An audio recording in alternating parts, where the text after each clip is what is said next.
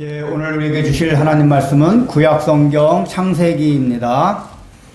창세기 2장 23절, 24절 두 절의 말씀입니다. 네, 5월은 가정의 달이라고 하죠. 그래서 오늘 말씀을 가족이라고 하는 주제로 준비를 해봤습니다.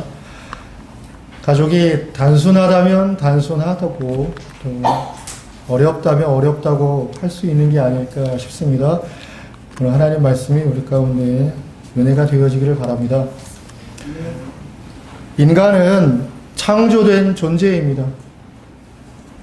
우리가 다 동의하고 우리가 다 여기에 믿음이 있습니다. 근데 정말 인간이 창조된 존재라고 하는 이 사실에 입각한 깨달음과 이해가 내 삶에 잘 적용되고 있느냐라고 하는 것은 한번 잘 생각해 봐야 할 문제입니다. 너무너무 중요한 것이기 때문에 그렇죠. 인간이 창조된 존재라고 하는 것은 창세기 1장에도 나오고 2장에도 나오는데 2장 7절에는 조금 더 구체적인 설명으로 나옵니다. 여호와께서 땅의 흙으로 사람을 지으시고 생기를 그 코에 불어 넣으시니 생명이 된지라 라고 인간의 창조에 대한 설명을 좀 더 구체적으로 제시해 줍니다. 두 가지의 요소가 등장합니다. 하나는 흙으로 만들었다라는 것이죠. 흙으로 번역이 된 히브리어 단어는 아파르라고 하는 단어입니다. 아파르라고 하는 단어는 흙으로 번역을 하긴 했지만 원래는 먼지, 티끌이라고 하는 의미를 가지고 있는 단어입니다. 그래서 그대로 직역을 해보자면 인간은 먼지로 만들어진 존재다라고 하는 거죠. 인간이 아파르의 존재라고 하는 것은 어떠한 의미가 있는 것입니까? 인간이 존재적으로 미천하다고 하는 거예요. 인간이 존재적으로 비천한 존재다라고 하는 것을 성경은 1차적으로 인간의 창조의 인간됨에 대한 교훈으로 설명해 주는 것입니다. 그럼 그것은 무슨 교훈의 내용을 갖게 되어지는 것입니까? 사람이 자기 자신을 대할 때나 타인을 대할 때나 우월의식 같은 걸 가지면 안 된다는 거예요. 비교의식 같은 것을 가지면 안 된다는 겁니다. 나도 먼지요, 당신도 먼지인데 거기에 무슨 우월이 있고 비교가 들어올 수 있겠냐라고 하는 거예요. 그래서 어느 누구를, 어느 사람을 대하든지 차별하면 안 되는 것입니다. 배제하면 안 되는 것입니다. 왜냐하면 모든 인간은 아파르, 먼지의 존재이기 때문에 그런 거죠. 모든 사람은 평등한 것입니다. 우리가 이러한 이해와 깨달음 속에서 인간이 창조된 존재라고 하는 첫 번째 이해를 가져야 합니다.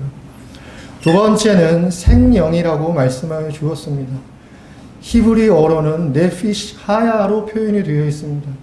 그것을 한글로 번역할 때 생명으로 번역했습니다. 하야라고 하는 단어는 살아있음을 의미하는 단어이고 네피시라고 하는 단어는 호흡 혹은 영혼으로 번역이 되어집니다. 그래서 한글로 번역된 생명이라고 하는 것은 인간이 영혼을 가지고 있는 존재다라는 것을 의미해 줍니다. 하나님이 인간만을 창조한 건 아니죠. 세상의 모든 것을 창조하셨습니다. 그러나 인간만이 유일하게 영혼을 가진 존재로 하나님이 창조하신 거예요. 다른 그 어떤 피조물도 영혼을 갖고 있지는 못합니다. 그러나 인간은 영혼을 가진 존재다라고 하는 거죠. 이 영혼에서 사람은 창조주 하나님을 의식하며 하나님의 창조와 하나님의 그 창조의 의도와 목적에 맞도록 살아야 한다라고 하는 것을 이해하고 깨닫게 되어 있습니다. 그리고 그 이해와 깨달음은 나의 존재의 기초가 되어지니까 결국 나의 인간다움을 실현해 나가는 매우 중요한 하나님의 교훈의 말씀이 되는 거죠. 영혼이 있기 때문에 하나님을 실감할 수 있는 것이고 영혼이 있기 때문에 하나님의 뜻과 마음과 계획을 알 수 있다라고 하는 것입니다. 이 존재론의 두 가지의 의미, 즉 인간이 먼지라고 하는 것, 그것은 결국 인간이 절대적으로 하나님을 의존하면서 살아야 하는 존재라는 것을 의미하는 것입니다. 여러분이 무엇을 의존하며 살 수 있다라고 생각하든지 명백한 진실을 제시하자면 여러분의 인생을 떠받쳐주는 것은 그 다른 무엇이 될 수 없다라는 것입니다. 하나님을 의존하며 사는 것이 인간의 존재론적인 첫 번째 의미요, 두 번째는 영혼을 가진 존재이기 때문에 하나님의 실존을 실감하면서 내가 인생 가운데서 만나는 그 많은 일들 가운데 하나님의 기대와 계획에 맞는 것이 무엇인지를 선택하면서 살아야 된다는 거예요. 인생이란 선택하는 거 아니겠습니까? 무엇을 선택하느냐를 보면 그 사람이 어떤 사람인지를 알 수 있다라고 하는 격언은 매우 중요한 사실을 우리 가운데 보여주는 거죠. 그래서 이 존재론적인 의미 두 가지 위에서 하나님이 직접적으로 제정하신 인간의 제도가 뭐냐? 그게 가족입니다. 그래서 가족은 그냥 가족으로 뚝 가족이 되었나 보되 이게 아니고요. 하나님이 창조하신 인간의 창조의 존재론적 의미 위에서 하나님께서 특별하게 제정하신 제도가 가족이다 라고 하는 것입니다. 오늘 본문 23절에 보면은 내 뼈 중에 뼈요 살 중에 살이로다 라고 고백을 하고 있습니다. 무슨 말입니까? 당연히 사랑의 표현인 것입니다. 이것이 사랑의 표현인데 얼마나 아름답고 놀라운 표현이냐. 뼈도 살도 누가 주신 거죠? 하나님이 주신 것입니다. 그런데 주신 뼈 중에 뼈, 주신 살 중에 살이라고 하는 것은 그러면 무엇을 의미하는 것입니까? 가장 최고 중에 최고다라고 하는 거예요. 그래서 인간이 인간에게 할 수 있는 가장 사랑의 표현 가운데 최고의 표현에 이 표현이 들어갈 수밖에 없는 거예요. 내 뼈 중에 뼈요, 내 살 중에 살이로다 라고 하는 표현은 사랑의 극치를 표현하는 성경이 주는 표현이다라는 거죠. 그런데 여러분, 이 23절의 표현을 보면 아담이 하와에게 하는 표현으로 기록이 되어 있습니다. 그렇다 보니까 이 표현은 아담이 하와에게만 한 표현으로 제한적으로 이해할 수도 있습니다. 표면적으로 보면 아담이 하와에게 한 표현이 맞기는 맞습니다. 그러나 이 표현은 결코 아담이 하와에게만 한 표현으로 제한되는 것은 아니다라는 거죠.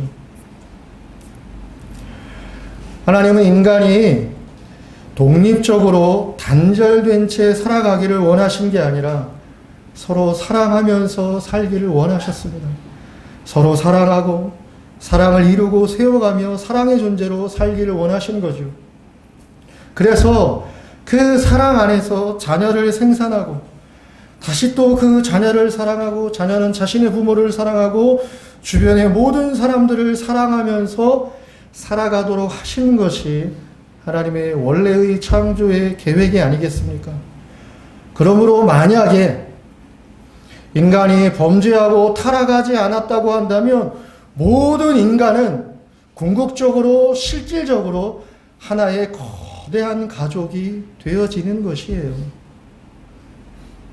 그래서 내 뼈 중에 뼈요 살 중에 살이라고 하는 표현은 아담이 하와에게만 할 수 있는 표현이 아니라 거기서 나온 자녀에게도 너는 내 뼈 중에 뼈요 살 중에 살이라고 이야기하게 되는 것입니다.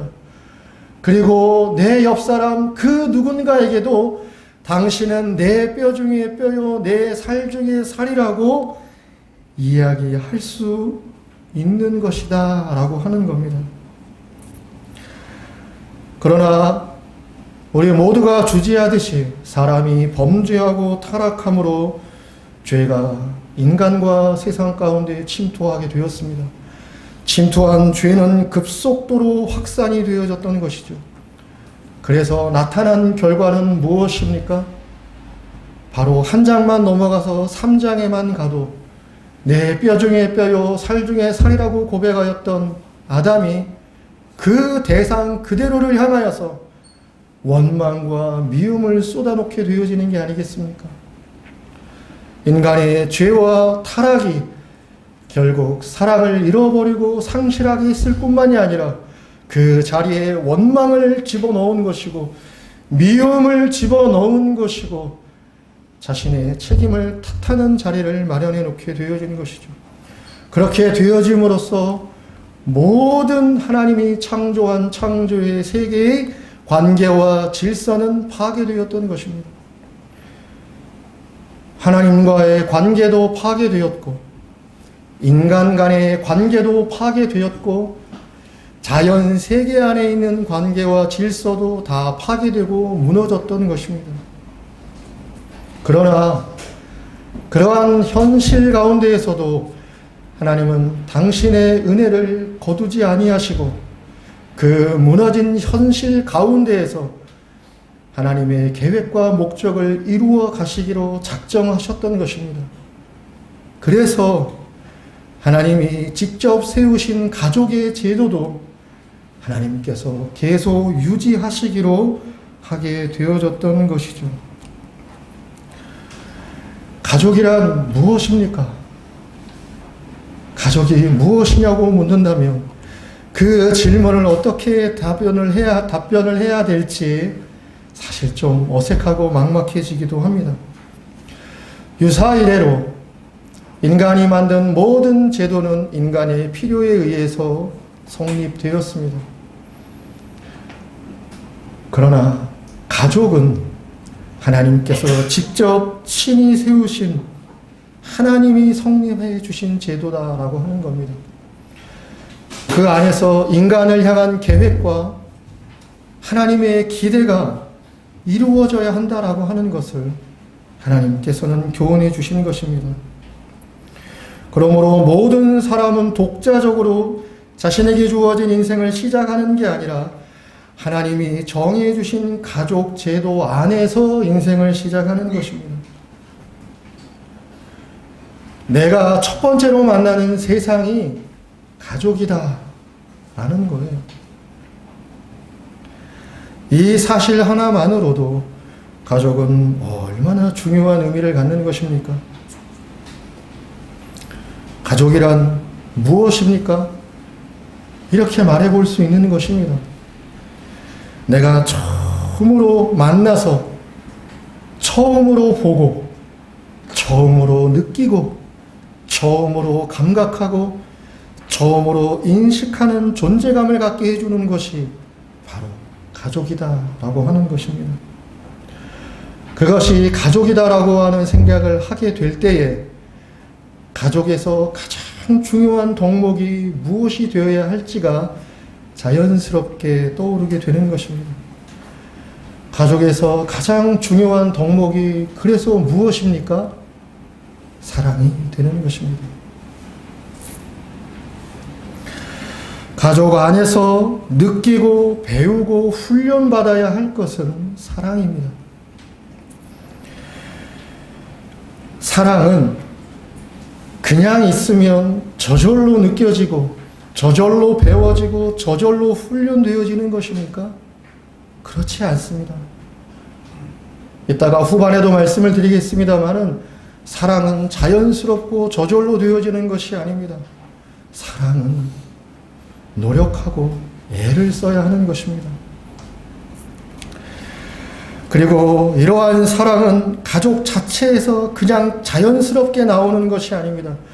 만약에 여러분이 지금까지 가족에 대한 사랑, 남편과 아내에 대한 사랑, 부모와 자식의 사랑, 자녀와 부모의 사랑이 그냥 자연적인 것이고 가족 자체에서 그냥 발생하는 것이라고 생각했다면 대단히 오해를 하고 계시는 겁니다.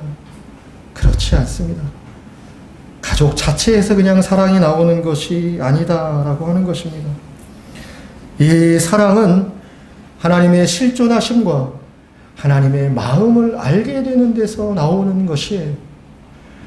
만약에 하나님의 실존하심과 하나님의 마음을 알게 되는 데서 오는 사랑을 사랑으로 갖고 있지 못하면 모든 사랑은 사랑이 아니라 욕심에 지나지 않으며 이기적인 자기의 욕심의 구현에 지나지 않는다라고 하는 것입니다. 하나님에게서 오는 사랑만이 참 사랑인 거예요. 왜 참 사랑이라고 이야기했느냐? 허위의 사랑이 있기 때문에 그런 것입니다. 허위의 사랑이 무슨 유익이 되겠으며 무슨 인생의 의미와 활력을 안겨다 주겠냐라고 하는 것입니다.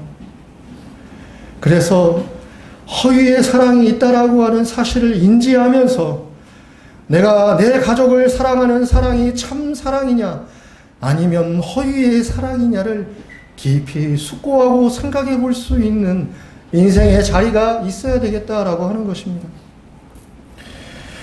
그렇게 사랑의 의미를 우리가 다시 깊이 생각하고 되돌아보게 되어지면 필연히 가족의 관계 안에서 절대적으로 중요한 것이 다시 한번 생각되어지는 것입니다. 그건 무엇이 되겠습니까? 가족 구성원 개개인의 영혼의 상태다라고 하는 거예요. 참 사랑이 하나님에게서 오는 것이고 알게 되는 것이라고 한다면 나의 영혼이 정말로 지금 하나님을 향하여 열려 있느냐 아니면 닫혀 있느냐를 심사숙고해 봐야 된다라고 하는 것이죠. 나의 영혼이 하나님께 이어져 있느냐 아니면 이어져 있지 않느냐의 문제에 의하여서 내 가족이 그 가족에 몸담고 있는 나의 삶의 일상의 모든 내용들이 좌우된다라고 하는 것입니다. 우리 모두는 행복해지기 위해서 가족을 이루는 것입니다. 가족을 이루기 위하여 그 가족을 행복으로 느끼고 행복을 이어가기 위해서 혼인을 하는 것이고 혈연의 관계를 맺는 것이고 때로는 입양을 통하여서 가족을 이루는 것입니다. 세상에 어느 누가 불행을 목표로 삼아서 불행해지겠다고 가족을 이루는 사람이 어디에 있겠습니까? 그러나 피할 수 없이 주지하고 인식할 수밖에 없는, 인정할 수밖에 없는 명백한 인생의 현실적 사실은 무엇입니까? 내가 가족 안에서 가장 기쁘고 가장 즐겁고 위로를 받는 것도 또한 사실이지만, 그러나 가족 때문에 가장 큰 고통, 가족 때문에 견디기 어려운 눈물과 슬픔의 상처를 받는 것 또한 사실이 아니냐라고 하는 것입니다. 가족 때문에 즐겁고 가족 때문에 위로받는데 어느 경우에는 가족 때문에 견딜 수 없는 인생의 고통과 슬픔 앞에서 인생이란 무엇이고 어떻게 살아야 할지를 주체할 수 없고 감당할 수 없는 자리로 인생이 마구마구 나락으로 떨어지는 것을 경험케 하는 것은 바로 놀랍게도 가족이 아니냐라고 하는 것입니다. 그렇게 우리가 생각을 해본다면 도대체 가족이란 무엇이냐라고 하는 의문과 질문을 떠올릴 수밖에 없다라고 하는 것입니다. 그래서 결국 가족을 세워가는 데 필요한 것은 어쩔 수 없이 여러분 하나님을 사랑 안에서 하는 사랑이다라고 하는 것입니다. 내 가족이 정말 가족다운 가족이 되게 하는 것은 하나님을 사랑하는 데서 오는 사랑이다라고 하는 것입니다. 하나님 안에서 하는 사랑이 아니면 결국 사랑은 하나님 밖에서 하는 사랑이 되어질 텐데, 하나님 밖에서 하는 사랑이라고 하는 것은 쉽게 변하는 사랑이지 않겠습니까? 그래서 하나님 밖에서 하는 사랑은 결국에는 나는 사랑한다라고 생각하고 나는 사랑했다고 생각할지는 모르지만 결국 그 사랑은 사랑의 대상을 잃어버리게 되어 있는 것입니다. 하나님 안에서 하는 사랑이어야지 그 사랑이 아름다운 결실을 맺어갈 수 있는 것이다 라고 하는 겁니다. 그래서 내 뼈요 내 살이라고 하는 고백은 하나님의 사랑 안에 있는 사람이 이 사랑을 통하여서 깨닫게 되어진 것이 무엇인지를 이해하는 마음에서 고백하는 인생의 진리다라고 하는 거예요. 그냥 덮어놓고 성경이 이렇게 이야기하니 나도 이야기해야 되겠다라고 해서 뼈요 살이요라고 이야기하는 것이 무슨 힘과 무슨 에너지를 나오게 해주겠냐라고 하는 것이죠. 하나님의 사랑 안에서 있는 사랑, 그리고 그 사랑이 나와 함께하는 영원한 사랑이라고 하는 깨달음에서, 이해 안에서 우리가 고백되어지는 것이 뼈요 살이요라고 하는 것입니다. 그러한 하나님의 사랑에서 이탈되어지면 사랑은커녕 계획하거나 결심을 하지 않더라도 불쑥불쑥 원망과 미움과 불만만이 튀어나오게 되어 있다라고 하는 것입니다. 그러한 원망과 미움과 불만이라고 하는 것이 옛날 그 어디에 있었던 에덴 동산에서만 일어났던 제한적인 일입니까? 아니잖아요. 지금도 여전히 유효하지 않습니까? 그리고 유효하다라고 하는 사실을 그 누구가 아닌 내 자신도 인정하게 되는 자리가 있다라고 하는 것입니다. 그러므로 여러분, 가족다운 가족이 되어지는 길은 다른 데 있는 것이 아닙니다. 반드시 하나님께로 돌아가야 하는 것입니다. 가족에 그 어떤 문제가 있더라도, 가족에 그 어떤 난관이 일어났다 하더라도, 가족 안에서 그 어떤 스크래치가 내 내면에 일어났다 하더라도 가족을 세워나가기 위하여서라면 정말 가족다운 가족이 되어지기를 원하는 마음이 있다고 한다면 하나님께로 돌아가야 하는 것입니다. 그것이 유일한 길이다라고 하는 것입니다. 그리고 하나님께로 돌아간다라고 하는 것은 궁극적으로는 자신의 영혼의 상태를 잘 살피는 것입니다. 내가 정말 하나님을 의지하는가? 나의 하나님으로 내가 믿고 고백하며 그 하나님을 나의 하나님으로 여기며 살고 있는 나의 실제의 사실은 어느 정도나 되는 것인가를 생각하고 따져보면서 그것이 나의 가족을 이루는데 어느 정도의 자리를 마련하고 있는 것을 돌아봐야 한다라고 하는 것입니다. 그래서 내 뼈요 내 살이라고 하는 이 말씀이 내 실제의 인생의 자리에서 어떻게 실현되어야 할지, 어느 정도 실현되고 있는지를 생각을 하면서 가족을 대할 줄 알아야 하는 겁니다. 어제 본 남편, 내일도 볼 거니 뭐 별다른 게 있겠는가? 이놈의 자식, 내일도 어떻게 해야 되는데 뭐 다른 게 있겠는가 싶은 마음으로 가족을 대하신다고 한다면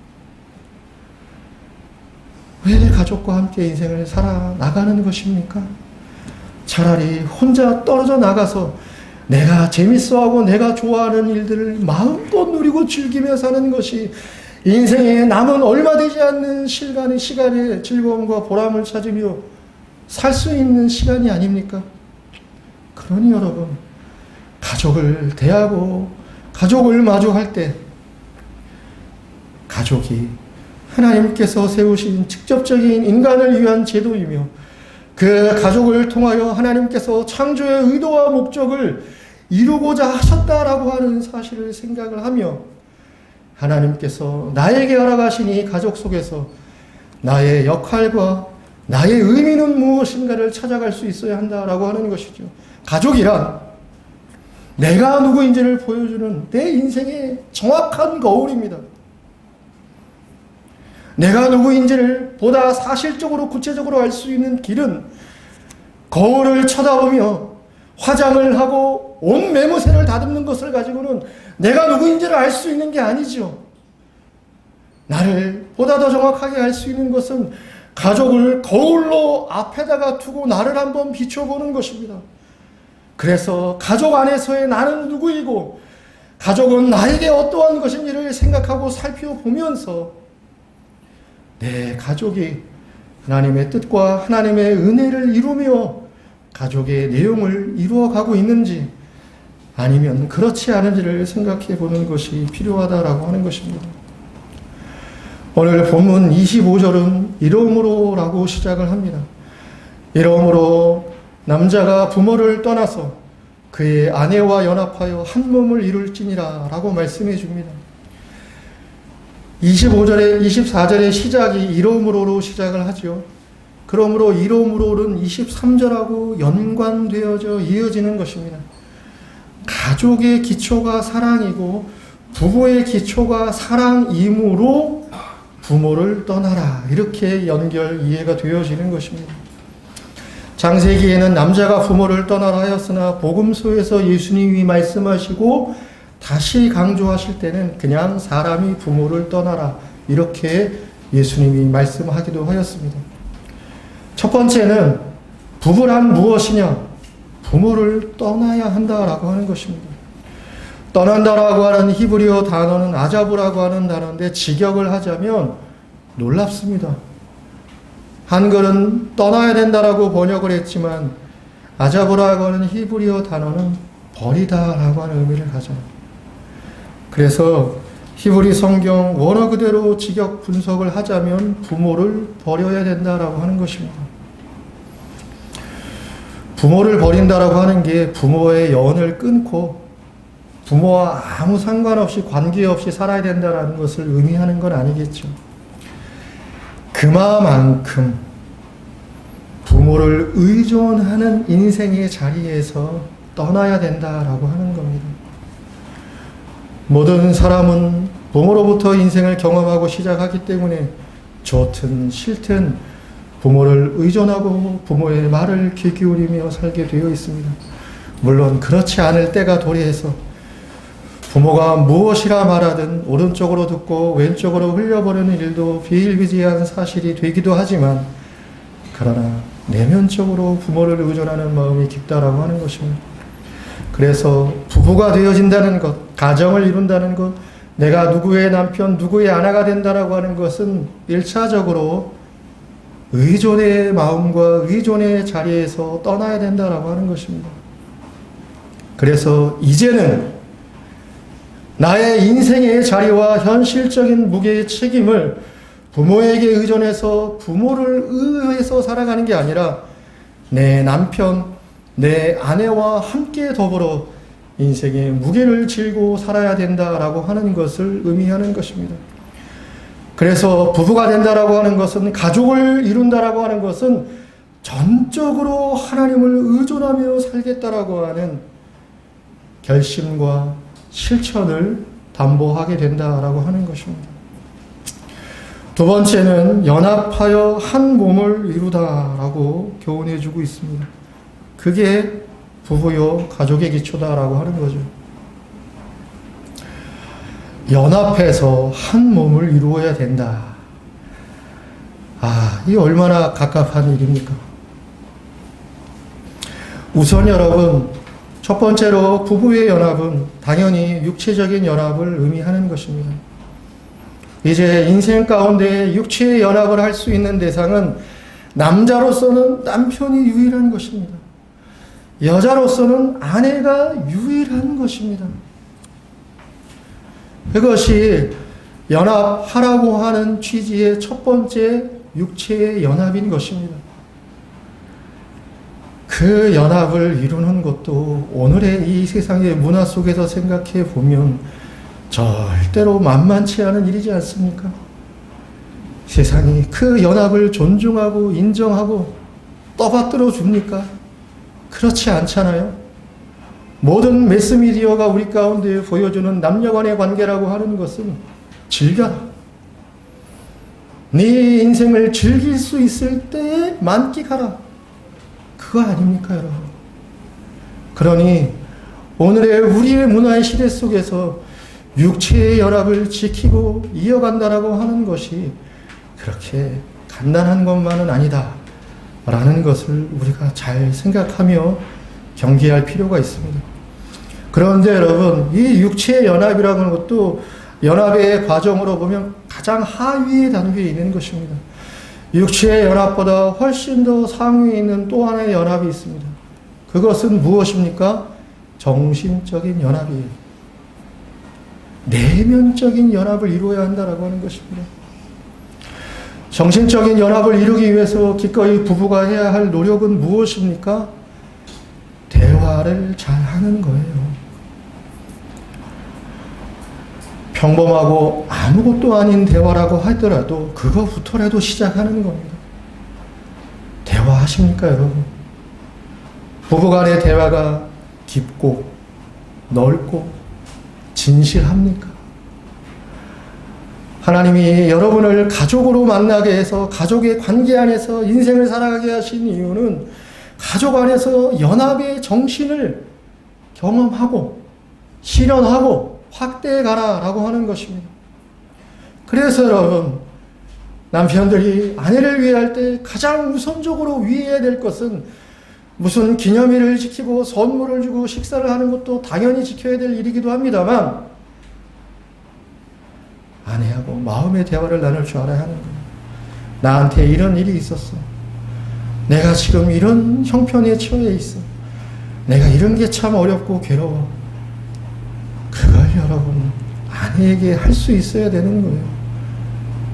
그래야 하는 것입니다, 남편 여러분.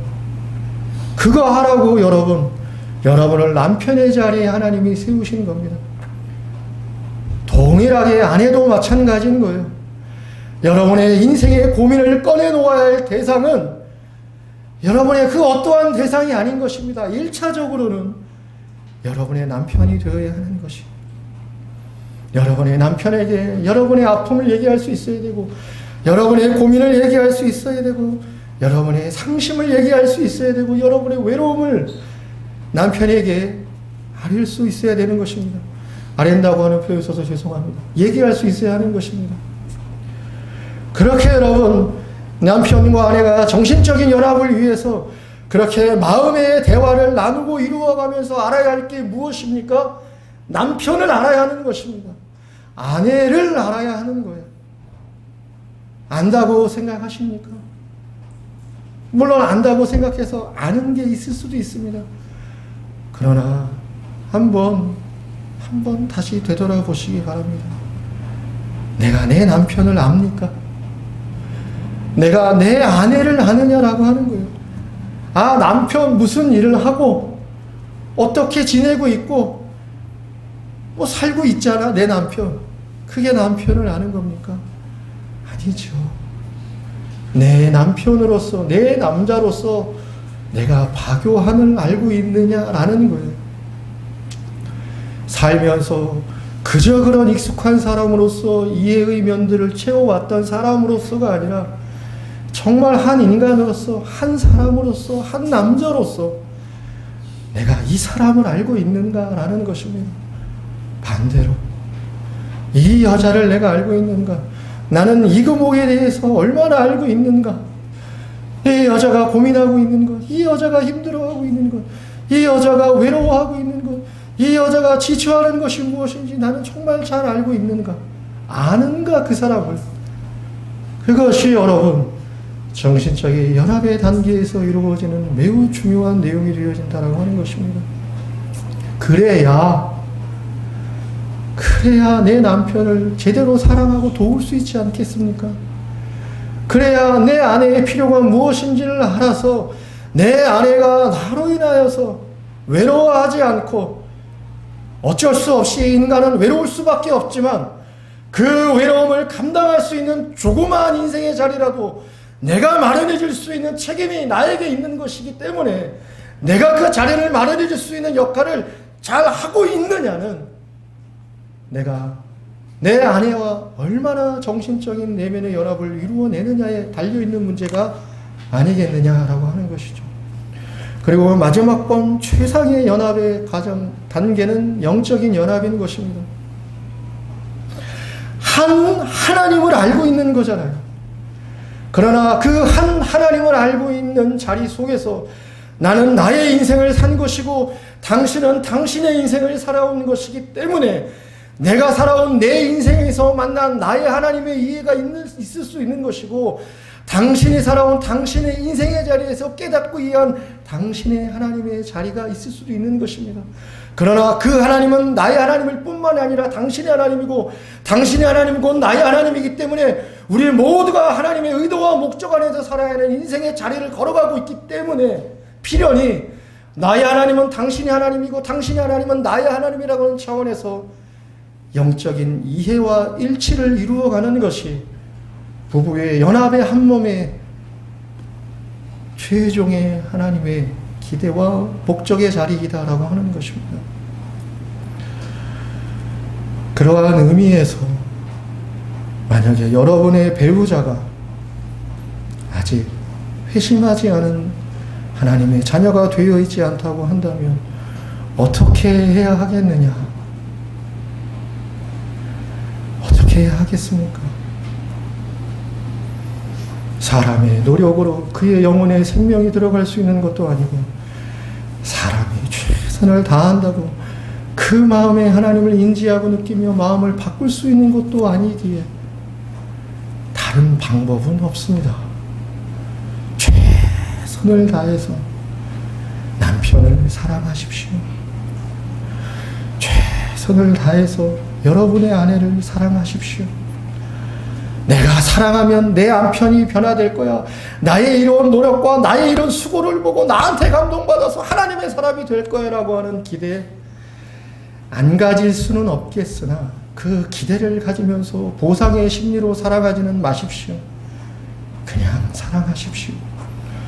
어쩔 수 없이 여러분이 선택한 여러분의 남편이고 여러분의 아내이지 않습니까? 그러니 최선을 다해서 사랑을 하며 하나님 앞에 많이 눈물 흘리십시오. 하나님 도와주십시오. 하나님 은혜를 내려주십시오. 하나님이 사랑하라고 하신 남편인데 하나님이 최선으로 함께하라고 하는 아내인데 내 힘으로 내 능력으로는 할 수 없는 현실이 엄연하게 나에게 주어져 있으니 이 인생의 무게와 그늘을 불쌍히 여겨주셔서 나의 남편에게 은혜를 주시고 나의 아내에게 자비를 내려주심으로 하나님의 사람으로 세워지도록 역사하여 주십시오라고 하나님 앞에 많이 울 수밖에 없는 것입니다.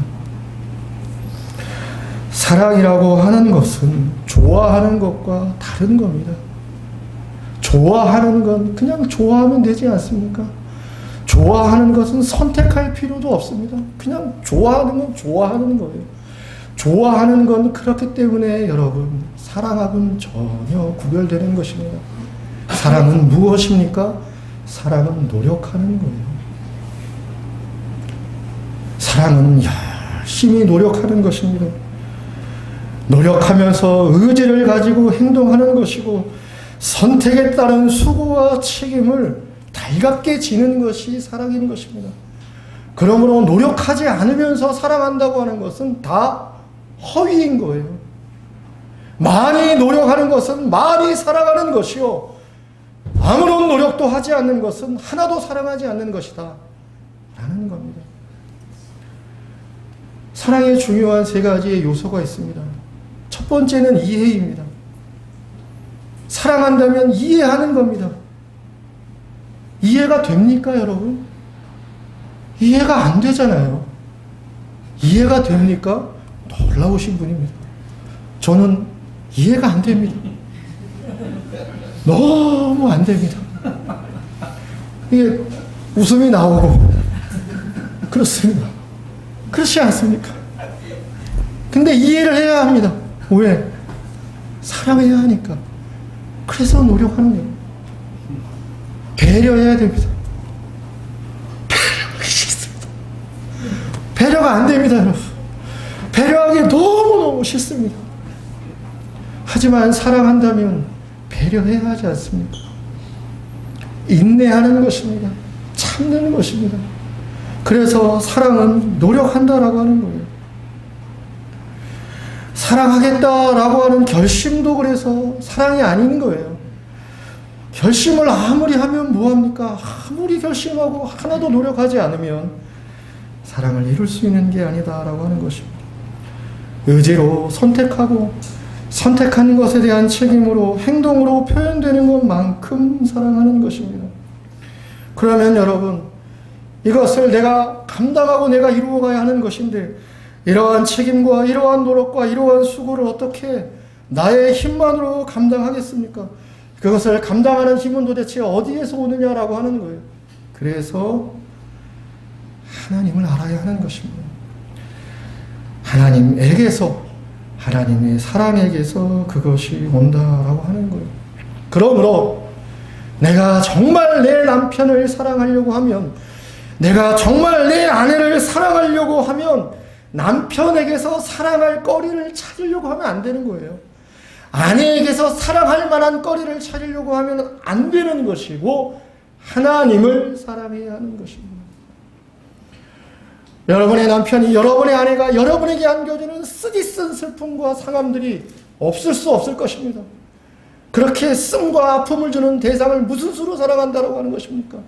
결국 하나님을 사랑함으로, 사랑이 무엇인지를 알고 이해하는 마음의 감화 속에서 그의 허물이 곧 나의 허물이고 그의 고통은 나의 고통이라고 하는 공감과 깨달음의 이해 속에서 그 사람을 용납해 가는 내 자신의 넓어짐을 이루어가게 되는 것입니다. 그래서 남편을 사랑하려면, 아내를 사랑하려면 하나님을 사랑해야 하는 것입니다. 하나님을 사랑함으로써 우리가 남편을 사랑하고 가족을 사랑하는 길을 이루어갈 수 있다라고 하는 것입니다. 마지막 두 번째로 부모와 자식의 관계를 조금만 생각을 해보겠습니다. 우리 모두는 누군가의 자식으로 인생을 시작합니다. 예외가 없습니다. 나의 인생의 시작은 나의 부모로부터 시작하는 것입니다. 그러므로 이 세상에 그 어느 누구도 부모를 선택해서 인생을 시작하는 사람은 없죠. 마찬가지로 부모가 되었다 해도 자식을 선택해서 내가 선택한 부모, 자식을 내가 갖게 되어주는 경우도 없는 것입니다. 부모는 만나지는 게 아니라, 만나는 게 아니라 만나지게 되는 것이 아닙니까? 좋은 부모를 만나면 감사할 수 있습니다. 그러나 그렇지 못한 부모도 엄연히 있는 거 아니겠습니까? 그렇지 못했을 때, 좋은 부모라고 여겨지기가 어려울 때, 그때는 어떠하느냐라고 하는 것입니다. 물론 좋은 부모라고 해서 완벽한 부모가 세상에 있습니까? 부모도 죄인이 아닙니까? 부모도 자신의 오류와 자신의 인생의 자리에서 숱한 착오를 겪으며 살아가는 문제 있는 인간들이 아닙니까? 그러니 좋은 부모라 하여서 완벽한 부모는 아니지요. 그러나 그렇다고 하더라도 좋지 않은 부모는 좋은 부모라고 하는 차원에서 생각하고 이해해 볼 때 좋지 않은 면들로 인하여서 많은 결함들을, 많은 모자람들을 그 가족과 자식들에게 끼치게 되는 게 아니냐라고 하는 것 또한 사실이기도 합니다. 그래서 성도 여러분, 부모가 다 거기서 거기다라고 하는 이 내용은 일면 사실이기도 합니다. 어리석은 자식은 자신이 져야 할 책임도 부모에게 떠넘기면서 부모에게 자신의 인생의 어려움들을 당신 때문이야 라고 잔소리하듯 내뱉으면서 부모의 마음의 생채기를 내기도 합니다. 또 부모는 자식을 잘 양육하고 돌봐야 할 책임이 있음에도 자신의 모자람을 인지하지 못한 채 그 모자람을 그대로 자식에게 드러내면서 자식에게 곤란한 상황들을 만들어 가기도 하는 게 아니겠습니까? 그래서 이리저리 생각을 하다 보면 부모는 다 거기서 거기가 아닌가 싶은 것도 어느 정도 사실이 있기도 하겠다 싶기도 하지만, 그러나 그렇지만은 않습니다. 인격적인 사랑을 할 줄 알고 한 인간으로서 꾸준히 성장해야 된다라고 하는 사실을 자기에게 적용하면서 살아가는 부모와 사랑이 무엇인지도 모르고 인생이 무엇인지도 모른 채 그렇게 살아가고 있는 부모 아래서 성장하고 자라가고 있는 자녀는 얼마나 많은 많은 차이를 보여줄 수밖에 없느냐 하는 것이죠. 무엇이 어떠한 이해가 나에게 필요하고 보다 더 중요한 이해와 깨달음은 무엇인지를 그래서 단정적으로 결론짓는 것이 쉽지 않기는 합니다. 왜냐하면 좋은 부모를 만났으면 좋은 영향을 받았을 터인데 그렇지 못한 경우도 분명히 있기 때문에 그렇다라고 하는 것이죠. 여러분은 부모의 결함을 경험했을 때, 그래서 부모에게 실망했을 때, 그때 당시에는 그것이 어떻게 나의 인생에 영향을 미쳤는지 잘 모르고 넘어갔으나, 그러나 인생을 살면서 되짚어보고 돌아보아도 그 순간 그 자리에서 만났던 나의 인생의 상황이 슬픔이 되고 고통이 되고 상처가 되어 있었다라고 하는 사실을 어느 순간 깨닫고 발견하게 되어지는 경우도 있지 않습니까? 그럴 때 내 부모가 나에게 좋은 부모가 되지 못하였구나라고 하는 사실을 깨닫게 되었을 때 어떠해야 하냐라고 하는 거예요. 하나님께 가야 하는 것입니다. 하나님의 뜻을 물어야 하는 것입니다. 이러한 상처, 이러한 슬픔이 나의 책임이라면 책임을 통과하며 하나님의 은혜를 구하는 것이고, 그러나 모든 인생에서 짊어지고 경험하게 되는 슬픔과 상처는 반드시 나만의 책임은 아닐 수도 있는 게 있기 때문에 하나님의 뜻을 물으며 하나님의 답을 구할 수 있어야 한다라고 하는 것이죠. 그러면 미리 하나님은 대답해 주십니다. 하나님은 알게 하시고 깨닫게 해 주십니다. 왜? 하나님은 나를 사랑하니까.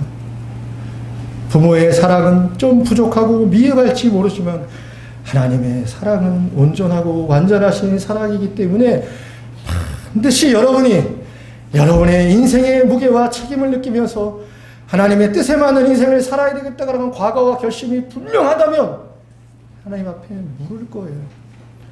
이 인생의 자리의 의미는 무엇입니까? 이 현실의 뜻은 어디에 있는 것입니까? 라고 간절하게 하나님 앞에 매달리며 하나님 앞에 내 인생의 그 자리의 의미를, 뜻을 물을 것이다 라고 하는 것입니다. 대답이 쉽지는 않지만 성경에 하나님께서 간접적이나마 좋은 교훈의 말씀들을 주시기도 하였습니다. 믿음의 조상이 야곱이지 않습니까? 그 야곱은 좋은 부모를 만났기 때문에 믿음의 조상이 되었습니까? 그의 아버지 이삭은 정말 좋은 아버지였나요? 그의 어머니 리브가는 정말로 좋은 어머니였냐라고 하는 것입니다. 모세는 인생의 80년을 혼돈을 겪으면서 좌충우돌의 인생 80년을 살았습니다. 그의 80년의 인생은 그가 좋은 부모를 만나서 안정적인 양육과 교육을 받았기 때문이었습니까? 출애굽 2세대는 현실적으로 자신들의 부모 세대였던 출애굽 1세대의 실패를 딛고 언약의 땅으로 들어가야 할 소명을 부여받았습니다. 그들이 좋은 부모를 만났기 때문에 언약의 땅에 들어가서 하나님의 언약을, 약속을, 뜻을 성취하며 인생을 살았냐라고 하는 것입니다. 위대한 신앙의 인물 다윗은 자신의 시편 27편 10절에서 이렇게 이야기했습니다. 내 부모는 나를 버렸으나 여호와는 나를 영접하시리로다.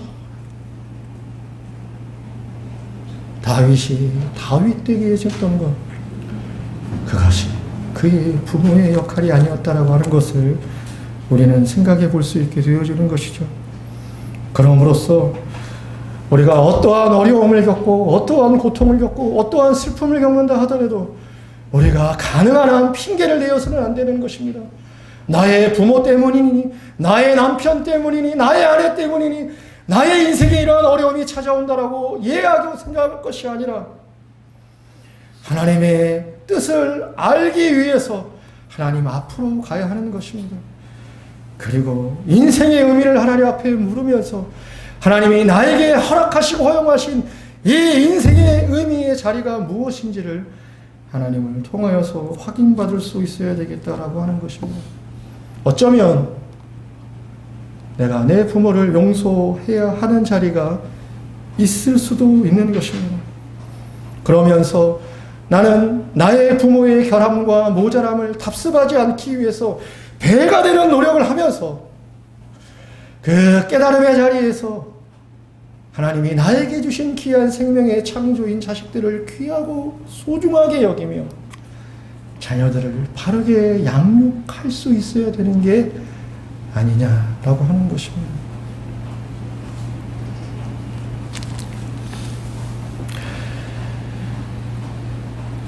자녀를 기르는 것도 쉽지 않은 문제입니다.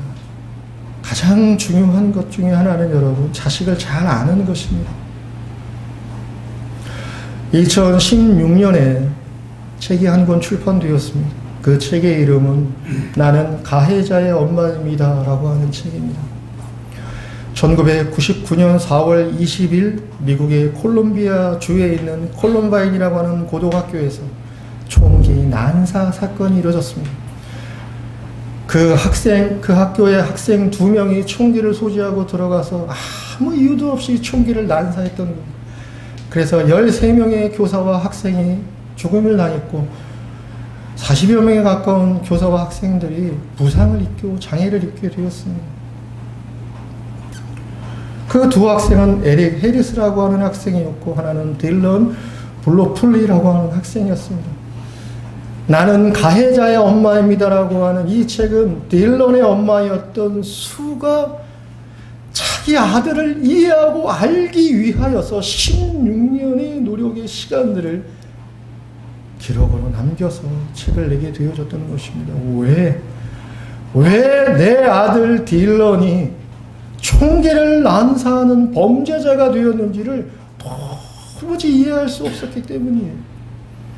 딜런은 공부도 열심히 하는 모범생이었고 가정 안에서 귀여움과 사랑을 받았던 그러한 자녀였고 아들이었기 때문에 이 아들이 어쩌다가 총기 난사의 사건의 주인공이 되었는지 어머니로서는 도저히 납득하고 이해할 수 없었던 것입니다. 그래서 무려 16년을 아들을 이해하기 위해서 내가 아는 아들이 내 아들이 아니었다라고 하는 현실 위에서 그러면 내 아들은 무엇이었고 누구였고 어떡하다 그런 아들이 되어서 그런 인생을 맞이하게 되었는지 수는 알고 싶어 해서 16년을 가해자의 엄마의 입장을 외면하지 않고 피해자들을 다 찾아다니고 아들과 관계 있는 많은 사람들을 찾아다니면서 병원도 가고 경찰도 가고 재판의 과정 모든 것들을 다 참여하면서 자신의 아들을 알고 이해하기 위해서 노력하고 애를 쓰게 되어졌던 것입니다. 자식을 잘 아는가? 내 아들이지만 내 딸이지만 그를 잘 아는가? 부부가 서로를 알고 가족이 서로를 아는 것만큼 얼마나 중요하고 얼마나 중차대한 일인지 모릅니다. 그러니 여러분 사랑을 해야 합니다. 그것도 많이 노력하면서. 그러나 인간적이고 현실적인 사랑을 하는 것이 아니라 하나님이 이 세상에 창조하게 하신 하나님의 창조의 존재로서 반드시 이 세상을 살아야 할 목적과 이유가 있는 존재로서 그의 존재를 그렇게 받아들이고 그렇게 이해하면서 또 나도 그러한 차원에서 나를 이해하고 생각을 하면서 가족을 사랑하고 가족을 세워가게 하는 것이 하나님의 뜻이요 하나님의 경륜이 아니냐라고 하는 것입니다.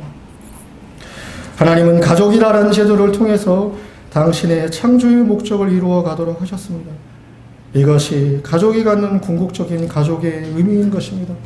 그러므로 먹고 마시는 것이 가족의 전부요 가족의 근원적인 즐거움이 아니라 모두가 하나님의 뜻과 하나님의 계획 안에서 하나님을 사랑함으로 하나님의 사랑이 주는 힘으로 이해하고 감싸 안고 그리고 하나님이 주시는 인생의 지표를 따라서 남편은 남편으로서 세워가는 것이고 아내는 아내로서 세워져 가는 것이고 자녀는 자녀로서 세워가는 그 인생을 서로 만들어가야 하는 것이 아니냐라고 하는 것입니다.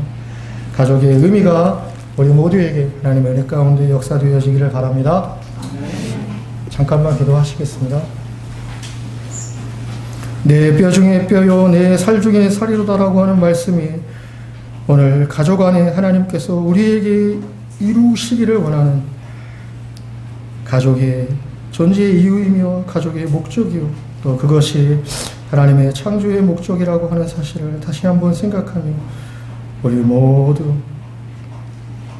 하나님께서 세우고 허락하신 가족의 관계 안에서 하나님을 사랑하는 사랑을 이해하여 많이 사랑할 수 있는, 많이 섬기고 하나님의 뜻을 이루어갈 수 있는 우리 모두가 되어져서 하나님의 창조의 목적에 기여되어지는 가정으로 세워져가는 귀하고 복된 가정 되어질 수 있도록 은혜와 역사를 더하여 주시옵소서. 모든 말씀 예수님의 이름으로 기도드립니다.